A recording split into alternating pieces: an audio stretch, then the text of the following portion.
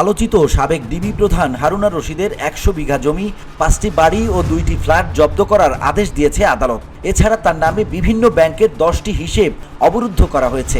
এসব হিসেবে হারুনের জমা রয়েছে ১,২৬,৯০,৪৬৮ টাকা। পাশাপাশি তার ভাই শাহরিয়ারের ৩০ বিঘা জমি জব্দ, ১১টি ব্যাংক হিসাব অবরুদ্ধ ও ৩টি কোম্পানির শেয়ার অবরুদ্ধ করা হয়েছে। বুধবার ঢাকা মহানগর দায়রা জজ মোহাম্মদ জাকির হোসেন গালিব দুদকের আবেদনের প্রেক্ষিতে এ আদেশ দেন। মালয়েশিয়ান প্রযুক্তিতে তৈরি অত্যাধুনিক cleaning machine modern vacuum cleaner যে কোনো ধরনের ধুলো ময়লাকে পরিষ্কার করে ঘরকে করে তুলুন চকচকে ও আকর্ষণীয়। Modem, brand of luxury. দুদকের সহকারী পরিচালক আমিনুল ইসলাম বলেন, দুদকের উপপরিচালক মোহাম্মদ জয়নাল আবেদিন পৃথক দুটি আবেদনে হারুন ও তার ভাইয়ের স্থাবর সম্পদ জব্দ ও অস্থাবর সম্পদ অবরুদ্ধ চেয়ে আবেদন করেন। পরে আদালত শুনানি নিয়ে আবেদন মঞ্জুর করে আদেশ দেন।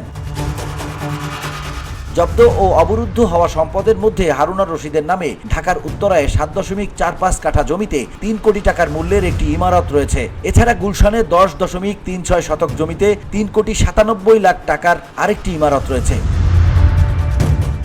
এছাড়া ঢাকার কুড়িলে সেমিপাকা একটি টিন শেড বাড়ি, খিলক্ষেতে একতলায় একটি দালান ও সেমিপাকা আরেকটি টিনের বাড়ি রয়েছে হারুনের নামে। এসব ভবন জব্দ করার আবেদন করা হয়েছে। এছাড়া হারুনের নামে উত্তরায় ১০ নম্বর সেক্টরে ৭ তলা ভবনের ২য় তলায় একটি ফ্ল্যাট ও জোয়ার সাহারায় ৬ তলা ভবনের ৬ তলায় আরেকটি ফ্ল্যাট রয়েছে। এই দুই ফ্ল্যাট সহ আসিয়ান সিটিতে হারুনের নামে ৫ কাঠার একটি প্লট জব্দ করার নির্দেশ দিয়েছে আদালত।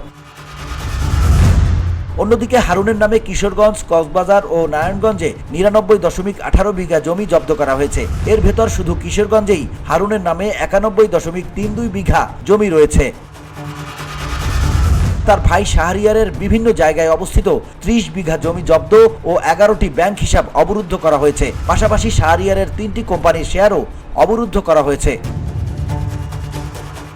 ডিবি হারুনের আবেদনে বলা হয়, আসামি মোহাম্মদ হারুন আর রশিদ ১৭,৫১,১৭,০০০ টাকা মূল্যের জ্ঞাত আয় বহির্ভূত সম্পদ অর্জনপূর্বক ভোগ দখলে রাখার অভিযোগে মামলা হয়েছে। তদন্তকালে বিশ্বস্ত সূত্রে জানা যাচ্ছে যে আসামি তার মালিকানাধীন ও স্থাবর অস্থাবর সম্পত্তি হস্তান্তরের চেষ্টা করেছেন, যা করতে পারলে এই মামলা আদালত কর্তৃক বিচার শেষে সাজার অংশ হিসেবে অপরাধলব্ধ আয় থেকে অর্জিত সম্পত্তি সরকারের অনুকূলে বাজেয়াপ্তকরণ সহ সব উদ্দেশ্যই ব্যর্থ হবে। VOD Bangla news desk.